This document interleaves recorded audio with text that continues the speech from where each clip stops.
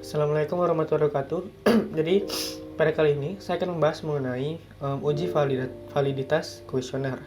Nah, di sini ada tiga cara yang saya gunakan untuk menguji validitas kuesioner ini. Yang pertama saya gunakan Excel secara manual. Kemudian ada menggunakan data analisis. Yang terakhir ada SPSS. Yang pertama, saya bahas dulu mengenai validasi kuesioner yang menggunakan Excel secara manual. Jadi di sini ada score item, kemudian ada subjek. Nah, di sini kita pengen melihat apakah masing-masing pertanyaan ini itu valid atau tidak sesuai dengan jawaban-jawaban dari subjek kita. Seperti itu. Nah, di sini pertama yang harus kita lakukan itu kita harus nyari skor totalnya masing-masing subjek ini. Caranya sum terus blok sorot seperti ini, enter, kemudian kita sorot ke bawah. Nah, sehingga kita mendapatkan masing-masing skor total dari subjek kita. Kemudian kita lanjut ke korelasi. Nah, cara mencari korelasi kita gunakan korelasi person, yaitu caranya korel seperti ini. Nah, di sini ada area 1 dan area 2. Kita membandingkan area 1 dan area 2. Area 1-nya ini setiap pertanyaan dengan skor totalnya. Itu yang ini. Sorot. Jangan lupa kita kasih $. Biar dia tidak kemana-mana. Dan enter. Kita dapat korelasi dari pertanyaan 1. Kemudian kita sorot. Nah, sehingga kita dapat hasil dari korelasinya.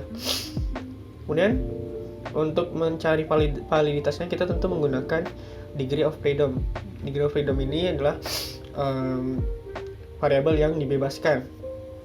Kalau di sini berarti 12, karena kita memiliki subjeknya 12, kita kurangkan dengan 2, maka kita dapatkan degree of freedom-nya itu 10.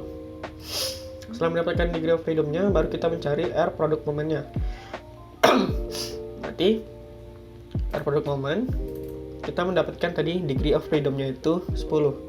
Berarti kita cari N yang 10, maka kita dapatkan R product moment-nya. Berarti 0,576. Kita copy, kita pastikan ke sini. Langsung aja 0,576. 0,576. Oke. Nah, kemudian kita masuk ke kriteria. Dinyatakan valid jika R tabelnya itu lebih kecil dari R hitung. Ini R hitungnya, ini R tabelnya.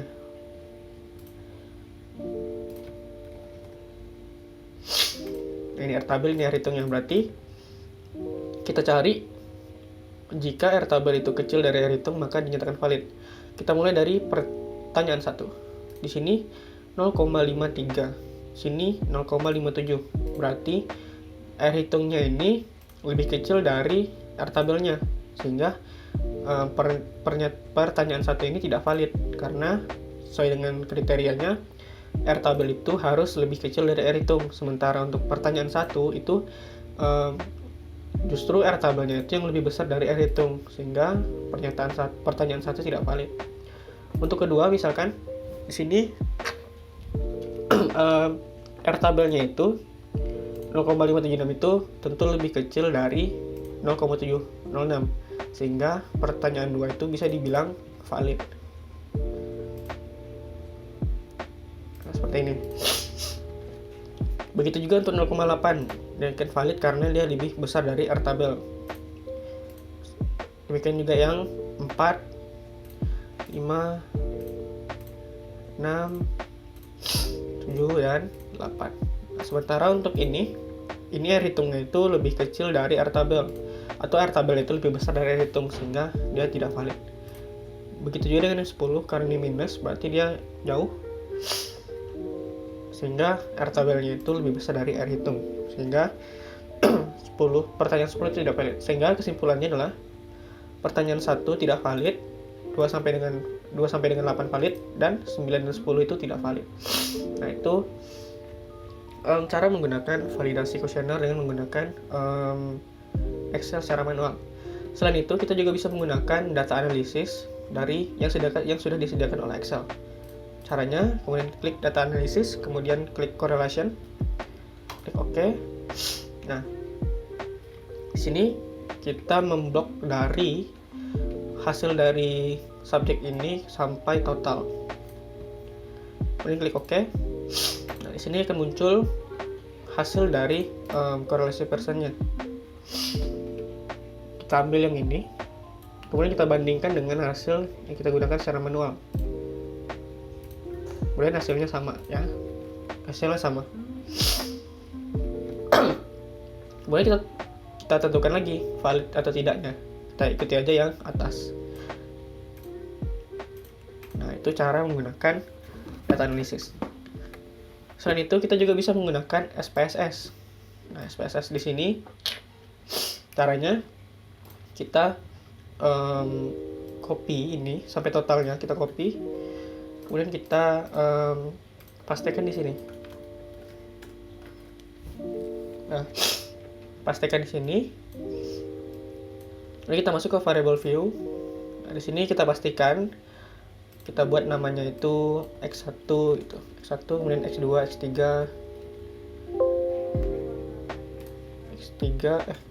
X4, X5, X6, X7, X8, X9, X10 dan total. Kemudian desimalnya kita pastikan ini nilainya 0. Kemudian width-nya ini kita juga pastikan itu bernilai 2. Selain itu, kita bisa measure ini, kita pastikan itu juga scale. Seperti ini. Baru kita proses. Cara memprosesnya, kita masuk ke analyze, kemudian cari correlate, ambil yang bivariate. Ini. Kemudian shift klik kiri ke total sampai total, kemudian kita masukkan ke dalam variabelnya. Pastikan ini percent to tail, dan optionnya itu tak perlu kita ubah-ubah. Maka klik continue, kemudian klik OK. Maka inilah hasil dari korelasinya. Kita fokus kepada total, kemudian kita cek untuk signifikasi to tail-nya yang ini. Sebelum itu kita copy dulu, copy ke dalam Word biar lebih jelas. Nah, sini kita fokus kepada yang ini, itu signifikasi to tail-nya. Nah, sini kita lihat kriterianya. Jika signifikasi persennya itu lebih kecil dari 0,05, berarti itemnya itu valid. Jika signifikasi to tail-nya itu lebih kecil dari 0,01, maka itemnya itu berkorelasi tinggi. Sementara untuk yang kecil dari 0,05 juga, itu artinya itemnya itu berkorelasi. Berarti kalau kita lihat sini,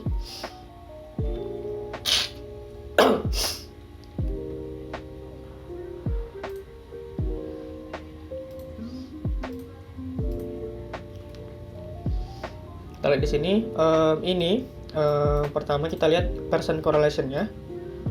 Di sini ini kan 0,534, sementara yang diminta itu 0,05, sehingga signifikasi ini atau total atau X1 ini, ya, pertanyaan 1 ini itu tidak valid karena percent correlation itu lebih besar dari 0,05, sementara yang diminta itu lebih kecil dari 0,05, sehingga ini tidak valid. Yang tidak valid kita kasih warna merah. Nah, kemudian lanjut lagi. Nah, di sini kita lihat percent correlation-nya itu lebih kecil dari 0,05.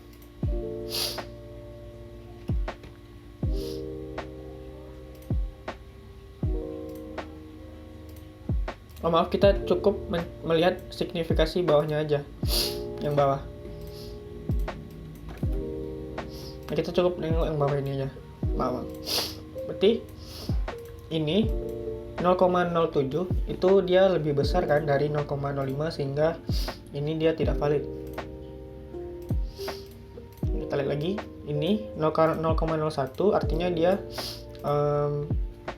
itemnya itu dia berkorelasi atau dia itu juga valid, sehingga ini bisa kita katakan valid. Untuk valid kita beri warna biru misalnya seperti ini. Dan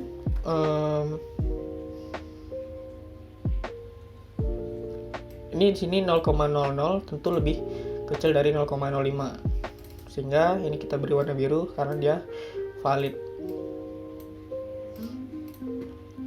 Apalagi 0,02 karena lebih kecil dari 0,05 berarti dia valid. Begitu juga dengan 0,24 itu lebih kecil dari 0,05 sehingga ini valid. Ini 0,001 tentu lebih kecil dari 0,05. Ini juga sama. 0,14 juga sama. Nah, ini 0,357 ini tentu lebih besar dari 0,05 sehingga dia itu tidak valid dan tidak berkorelasi. Jadi kita merahkan.